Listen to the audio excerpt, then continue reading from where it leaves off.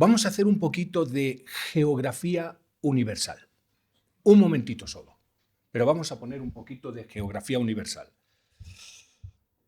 ¿Esto es un vergel o esto es un desierto? Esto es un desierto enorme, pero vamos a hacer un poco de geografía antes. Eso es el Sáhara. El Sáhara es enorme. Tiene una extensión comparable con todo Estados Unidos o como toda Europa. Es un desierto enorme. ¿Sabéis que la temperatura por la noche, porque todos asociamos desierto con mucho calor, pero por la noche, imaginaros que están a -4, -5 grados. Yo una vez iba con mi mujer, que veníamos de Extremadura, queríamos ir hasta Asturias, era un verano, hacía mucho calor, y nos paramos en Toledo, para no hacer el viaje tan largo. Cuando llegamos a Toledo, era un calor exorbitante, muchísimo calor, pero estábamos solo a 30 grados. A 30 grados y nosotros notábamos el calor enorme. Imaginaros en el desierto del Sáhara, la temperatura puede llegar a los 59 grados. Es mucho. Todos situamos donde está el desierto del Sáhara, en África del Norte. Bueno, este es otro desierto. ¿Sabéis dónde está este desierto? Se llama Desierto de Atacama, en Chile. Fijaros que el desierto está en la parte de arriba, ocupando toda esta parte. ¿Sabéis que es el desierto más seco del mundo? ¿Os pensabais que era el Sáhara? Pues este desierto, el de Chile, es el desierto más seco del mundo. Su clima es tan extremo, el clima que hay ahí es tan extremo, que sabéis que los de la NASA lo utilizan como campo de pruebas aquí en el desierto de Atacama. Es curioso, ¿eh? Otro desierto. Fijaros dónde está este. Desierto de Gobi. Está en lo que es Mongolia, en Asia. Ocupa casi el 30% de la nación de Mongolia. Es un desierto que es una de las zonas desérticas, aparte del Sáhara, más grandes del mundo. Este desierto es enorme. Fijaros que todos los desiertos se parecen. Voy a ver otro. Desierto, quizás con este estamos un poquito más familiar para nosotros. Desierto del Negev. ¿Dónde está eso? En Israel. Negev, que se le llama desierto del Negev, es una palabra que en hebreo significa seco o sur. ¿Por qué? Porque el desierto del Negev, ahí donde veis el punto rojo, está en la parte más baja de Israel. Y una de las últimas ciudades que hay en el desierto del Negev, ¿sabéis cómo se llama? Beerseba. En la Biblia aparece mucho. Beerseba. Este es el desierto del Negev. No hay nada. Sí, quizás una carretera por allí que va para la gente que va a la última ciudad que hay por allá, que se llama Beerseba. Esta está más cerquita de nosotros. Este es el desierto de Tabernas y se encuentra en Almería. En este desierto, en Tabernas, es así. ¿Sabéis lo bueno de este desierto? De poder visitarlo en este desierto. ¿Por qué fui yo ahí? Os podéis preguntar. ¿Por qué estuve yo ahí en Almería, en este desierto? Porque las películas del oeste, en los años 50 y 60, todas las películas del oeste se rodaban aquí en Almería. Es por eso que es famoso. Hay muchos más desiertos en el mundo, ¿eh? El mundo está lleno de desiertos. Y sabéis una cosa, que el desierto como lo vemos, es un terreno despoblado. La flora y la fauna son escasos debido a la falta de ¿qué? De agua. ¿Qué personajes bíblicos anduvieron por el desierto? Moisés, el primero. Pero antes de sacar al pueblo israelita, antes, en Éxodo 3:1 me dice, Moisés cuidaba las ovejas de Jetro, su suegro, que era sacerdote de Madián. Y un día llevó las ovejas a través del desierto y llegó hasta Horeb, el monte de Dios. Y después, 40 años más tarde, estuvo llevando al pueblo israelita, ¿por dónde? Por el desierto. ¿Cuántos años estuvieron por el desierto caminando? 40 años. Se dice muy pronto, ¿verdad? Es muy bonito decir, 40 años en el desierto. 40 años en el desierto. Porque desobedecieron a Dios. Esto es lo que dice Josué. Porque los hijos de Israel anduvieron por el desierto 40 años. Esto es otro desierto. Esto es el monte Horeb, el monte Sinaí. Y aquí sí que, yo lo he dicho muchas veces, pero viene al caso decirlo en esta noche también. Así vais a saber mi vida de viajes. Noemi y yo y mi hijo Josué hemos estado en el monte Sinaí. Es así. Despoblado, es un desierto, está lleno de rocas, no hay vegetación, no hay agua.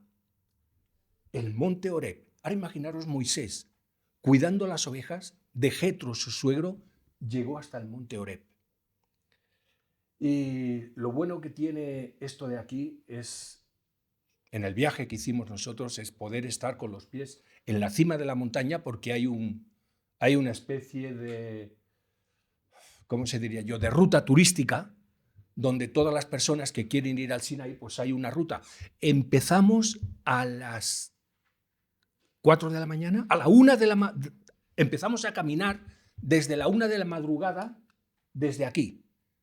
Esto es el monasterio de Santa Catalina, es muy antiguo, muy antiguo, y está a los pies del monte Sinaí. Desde aquí empezamos a caminar a la 1 de la mañana hasta llegar, para ver salir el sol y el amanecer, justo en lo alto del monte Horeb, justo en lo alto del monte Sinaí, para ver el amanecer. Esa era la guía turística, pero para Noemi, para mí, era con otro sentido. Es penoso, la verdad, que atravesar un desierto. Fijaros lo que dice Moisés. Fijaros lo que dice. Y partidos de Horeb, anduvimos por todo aquel, ¿lo leéis?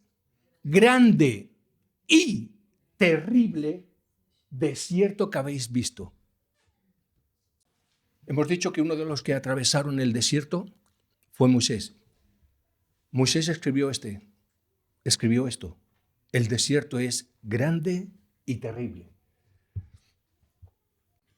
Si veis esta cita bíblica, ¿podéis decirme quién más atravesó un desierto? Según la cita bíblica. Se levantó pues y comió y bebió, y con la fuerza de aquella comida caminó 40 días y 40 noches hasta Horeb, el mismo monte que Moisés, el monte de Dios. ¿Quién fue este?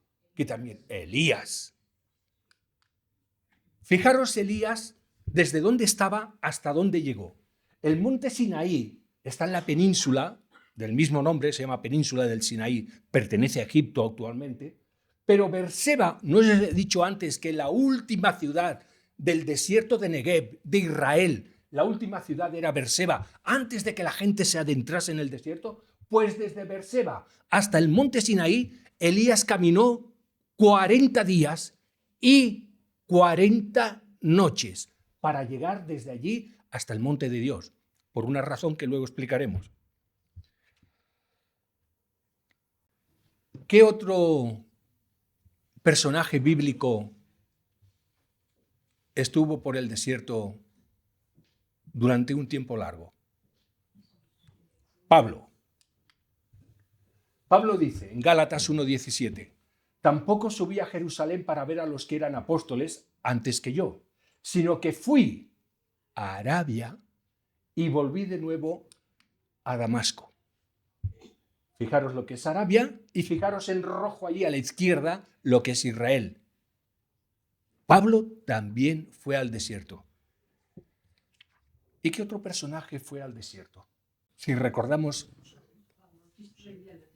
a José lo transportaron una vez muerto, pero siguiendo... bueno, porque él fue a Egipto, pero debieron ir por la franja de Gaza que hoy se dice, que es bordeando el mar.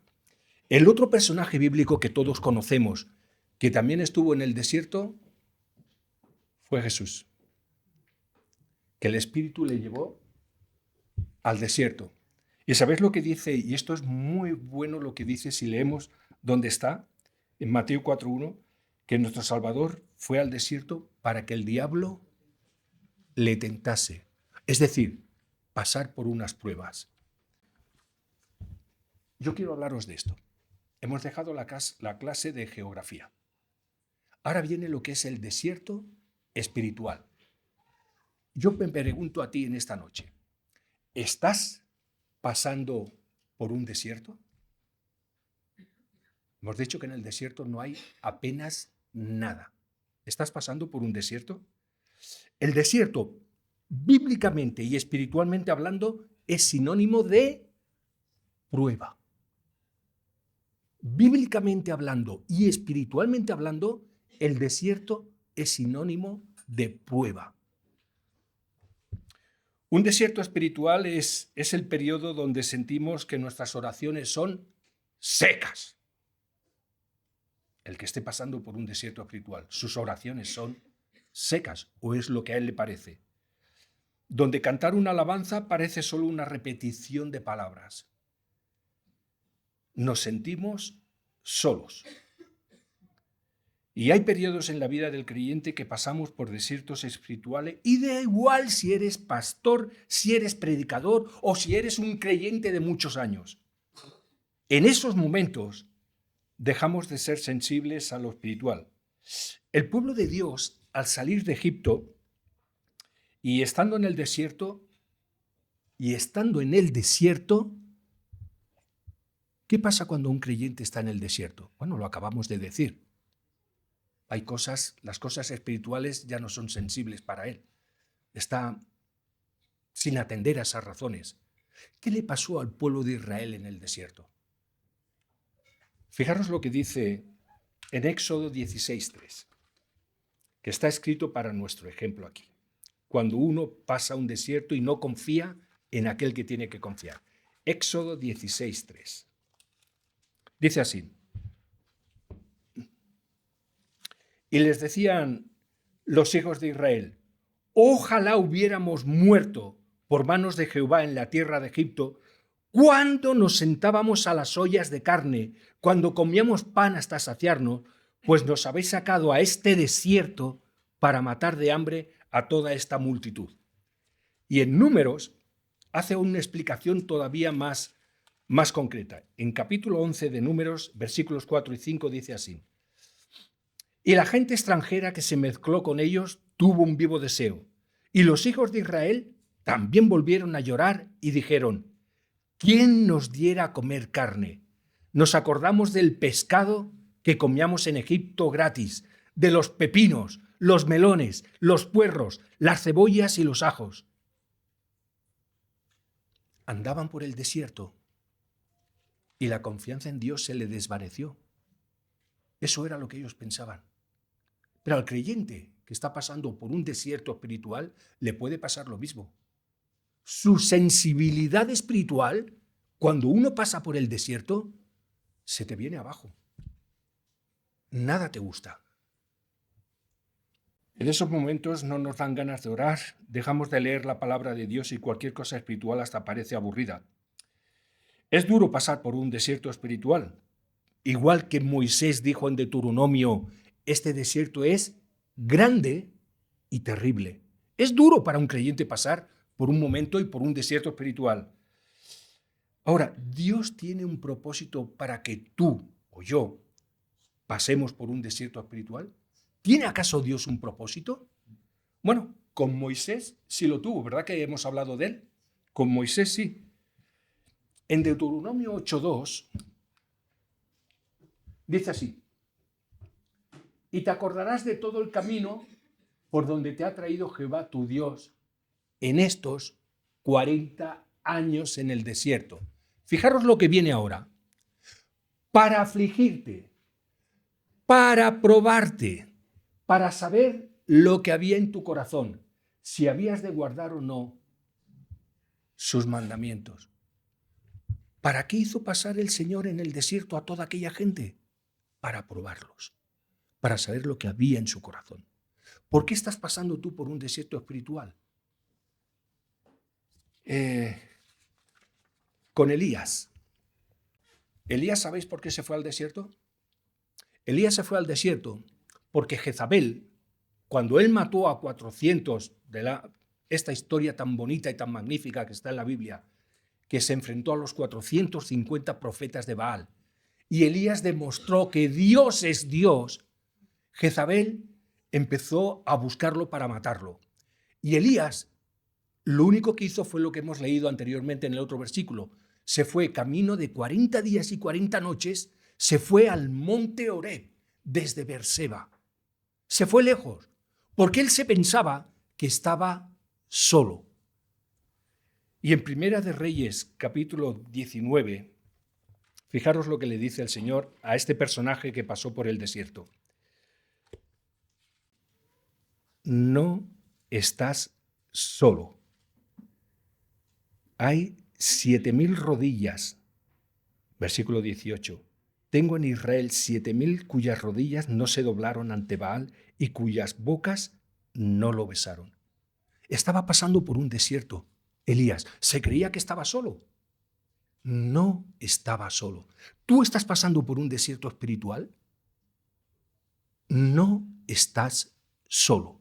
No lo estás.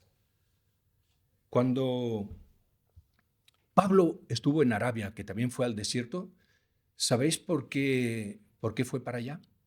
Fue para prepararse. Porque ¿sabéis lo que le dijo al Señor? Instrumento escogido me es este para hablar, etcétera, etcétera, etcétera. Dice el versículo. Y Pablo tuvo que pasar por el desierto, pero para aprender. ¿Dios tiene un propósito para que pasemos por el desierto? Bueno, a lo mejor el propósito que pasamos por ese desierto, y ese desierto puede ser sentimental, puede ser de comunión, puede ser espiritual, puede ser de fe. En Hebreos 2:18 nos dice el Señor que no estamos solos. Porque Primera de Pedro también nos tiene escrito una cosa en Primera de Pedro. Dice, para que sometida a prueba vuestra fe, mucho más preciosa que el oro, para que sometida a prueba. Quizás tenemos que pasar por un desierto espiritual, porque el Señor lo que quiere es ver lo que hay en nuestro corazón. A veces el Señor nos hace pasar por el desierto para que le busquemos. Fijaros lo que el profeta Oseas dice aquí. El Señor dice, a ti y a mí, porque esto es palabra de Dios, te llevaré al desierto, a ti y a mí. Te llevaré al desierto y ahí haré que te vuelvas a enamorar de mí. Quizás el Señor nos hace pasar por un desierto para que reconozcamos de que lo tenemos a Él. No nos guiemos por nosotros y nuestras fuerzas. Tú puedes ser muy inteligente. Tú en el trabajo puedes ser el no va más. A ti te pueden querer todos. Si estás pasando por el desierto, el único que te va a ayudar es el Señor. Desierto espiritual. ¿Sabéis que David, cuando le perseguía a Saúl, ¿dónde creéis que se iba? ¿A su casa? David deambulaba por el desierto de Judea. Y estando en el desierto, él exclamó algo que siempre lo hemos leído muchas veces. Hay un salmo, que es el 63, y este salmo se escribió cuando David estaba en el desierto. Y dice así, es una canción que cantamos muchas veces. Dice, Dios, Dios mío eres tú, de madrugada te buscaré. Mi alma tiene sed de ti, mi carne te anhela. Y ahora dice, en tierra seca y árida, donde no hay aguas, para ver tu poder y tu gloria. Este salmo, estas palabras, las escribió en el desierto. Fijaros lo que os he querido poner aquí en esta noche. Nadie llega a la tierra prometida sin pasar por el desierto. Todo cristiano pasará pruebas. Dios sabe las que vas a pasar. Pero tranquilos, no os pongáis tristes de que vais a pasar pruebas. El Señor está con nosotros y Él no nos dejará ser tentados más de lo que nosotros podemos aguantar. Lo único que quiere el Señor es llevarte al desierto. ¿Para qué? Para que te enamores de Él. Te llevaré al desierto para que te enamores de Él y vuelvas otra vez a Él. Eso es lo que quiere el Señor. Yo solamente os quiero dejar con algo que es muy entendible. Estamos en el mes, finales de noviembre. Se acaba el año. Se acaba el desierto. Si tienes un desierto espiritual, no estás solo. El Señor está contigo para sacarte. Y si tú crees que estás en el desierto, enamórate del Señor. Enamórate del Señor. Es en el que creemos. Es en el que nos va a dar la salida para todo. Ese es nuestro Dios.